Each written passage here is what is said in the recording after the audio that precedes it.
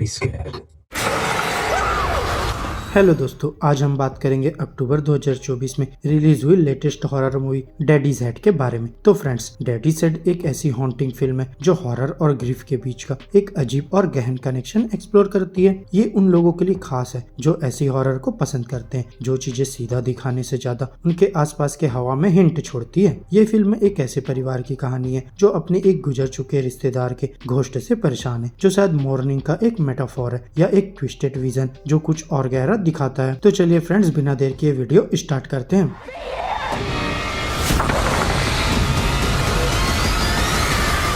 तो दोस्तों, स्टोरी की शुरुआत होती है आइजैक और उसकी स्टेप मदर लॉरा के साथ, जो आइजैक के फादर जेम्स की अचानक डेथ के बाद उसके गम में डूब गए हैं। आइजैक ने बचपन में अपनी माँ को भी खो दिया था, तो वो पहले से ही इस ग्रीफ से वाकिफ है, लेकिन अपने फादर को भी इतना अचानक खोने से वो पूरी तरह से अकेला और खुद को दुनिया के खिलाफ महसूस करने लगता है। लॉरा भी इस दुख से गुजर रही है। उसने जेम्स से प्यार के चक्कर में शादी की थी और आइजैक की स्टेप मदर का रोल भी पूरी शिद्दत से निभाया, लेकिन अब वो खुद भी ग्रीफ और जिम्मेदारी के बोझ से दबा हुआ महसूस करती है। वो रोज रात को अपनी यादों में जाने के लिए ड्रिंक करती है और पुरानी फैमिली वीडियोस देखती है, लेकिन ये यादें उसके और आइजैक के बीच और फासला बनाती जाती है। धीरे धीरे वो और आइजैक अलग अलग दुनिया में रहने लगते हैं। तभी एक रात उनकी फ्रेजाइल की शांति उस वक्त बिखर जाती है जब एक अजीब सा क्रिएचर उनके घर के आसपास दिखाई देता है। डर के मारे आइजैक लॉरा के पास सोने की गुजारिश करता है और दोनों एक ब्रीफ मोमेंट के लिए सोलेस में होते हैं, लेकिन सुबह आने के साथ ही वो दोनों वापस अपने इमोशनल वॉल्स में चले जाते हैं। उस रात की फ्रेजाइल कनेक्शन को भूलकर आइजैक की इमेजिनेशन उसके लिए रियलिटी और नाइटमेयर्स के बीच की लाइन को ब्लर करने लगती है। एक सपने में वो आवाज सुनता है जो उसे जंगल की तरफ बुला रही है, और फिर सुबह के वक्त वो अपने फादर का एक ग्लिम्स गार्डन में देखता है। वो खुश हो जाता है, लेकिन बेला को कुछ अजीब लगता है और वो इंस्टिंक्टिवली भौंकने लगती है, जैसे वार्निंग देना चाहती हो।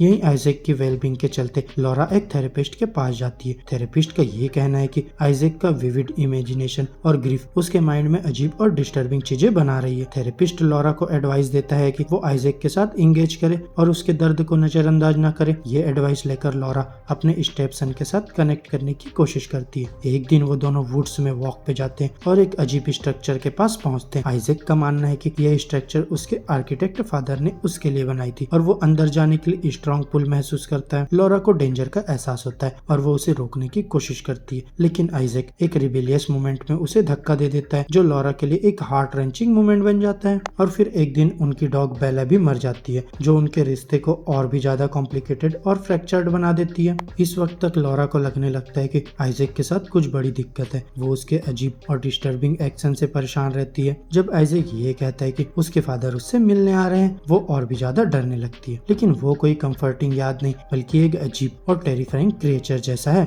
वो एक ऐसी बीस्ट की तरह है जो चारों हाथों पे चलने वाला और एक क्रीपी शेडो है, उस इंसान का जिससे वो प्यार करते थे। लॉरा को तो ये लगने लगता है कि ये बस आइजैक का इमेजिनेशन है या उसका दिमाग जो ग्रीफ में फ्रैक्चर हो गया है, लेकिन कुछ और अजीब इंसिडेंट होने लगते हैं तो वो थोड़ी पैरानॉइड होने लगती है। उसके माइंड में ये ख्याल आता है कि आइजैक कहीं बेला की मौत में तो शामिल नहीं, या फिर उसके अंदर कुछ और ही डार्क चीजें चल रही है। आइजैक अपने गेम्स और ऑकवर्ड कन्वर्सेशन में अपनी दुनिया में गुम हो गया है और हर एक इंटरेक्शन टेंशंस और अजीब ऑकवर्डनेस से भरा होता है। उस रात लॉरा को एक डिस्टर्बिंग सपना आता है जिसमें वो ब्लू और रेड लाइट से घिर जाती है, जैसे वो जेम्स की एक्सीडेंट का सीन हो। अगले दिन सुबह वो एक थिक स्मोक और दूर में आग देखकर उठती है, जो उसकी दुनिया में एक ओमनियस शैडो डाल देती है। यहाँ वही क्रीपी क्रिएचर वापस आता है और फिर वो जेम्स की शक्ल और उसका बिहेवियर इमिटेट करता है, जैसे ये क्रिएचर सिर्फ एक भूत या एलियन नहीं, बल्कि उनके ग्रीफ और डिसअपियर का एम्बॉडीमेंट है, जो उनके दर्द से अपना वजूद बनाता है। ये क्रिएचर आइजैक के ट्रस्ट का फायदा उठाकर उसे अपनी तरफ खींचता है, जैसे उसके दर्द और लोनलीनेस को कंज्यूम कर रहा हो।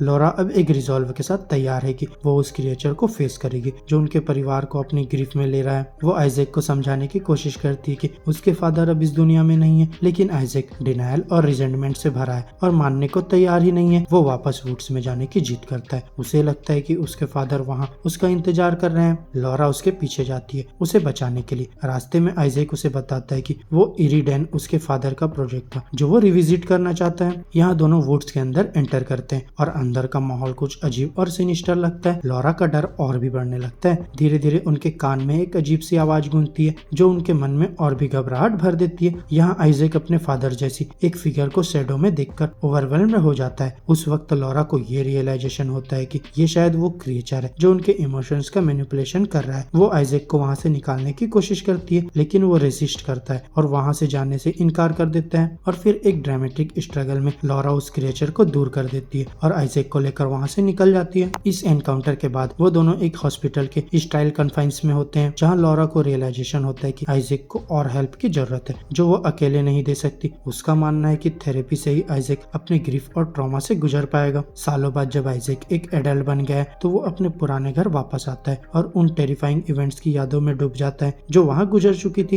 डेन में जाके वो एक पुरानी फोटोग्राफ देखता है जो उसके और उसके फादर की है और साथ में उस क्रिएचर के स्केलेटल रिमेन्स भी है जो कभी उसके नाइटमेयर्स में आया था। ये एक चिलिंग साइट है, एक ट्विस्टेड रिमाइंडर का कि वो एलियन प्रेजेंस सिर्फ एक क्रिएचर नहीं था बल्कि उनके गम और ट्रॉमा का प्रोजेक्शन था। यहाँ आइजैक और लॉरा अब एक नए घर में एक नए बिगिनिंग के साथ रहते हैं। उन्होंने अपनी बॉन्डिंग और स्ट्रेंथ से उस हॉरर को ओवरकम किया जो उनके रिश्ते को डिस्ट्रॉय कर सकता था। तो दोस्तों डैडी सैड अपने व्यूअर्स को ये सोचने पर मजबूर कर देती है कि किस तरह से ग्रीफ और इमेजिनेशन एक रियलिटी क्रिएट कर सकते हैं और कैसे कनेक्शन और बॉन्डिंग के जरिए हम अपने खौफ को डिफीट कर सकते हैं। तो फ्रेंड्स अभी के लिए बस इतना ही। आपको हमारी ये वीडियो कैसी लगी कमेंट बॉक्स में अपने थॉट शेयर कर सकते हैं और अगर वीडियो अच्छी लगी हो तो वीडियो को लाइक करो, चैनल को सब्सक्राइब करो और ऐसे ही लेटेस्ट कंटेंट के लिए बेल आइकन जरूर प्रेस कर ले। अब मैं मिलूंगा आपसे नेक्स्ट वीडियो में, तब तक के लिए बाय बाय दोस्तों। Everyone must know he's here.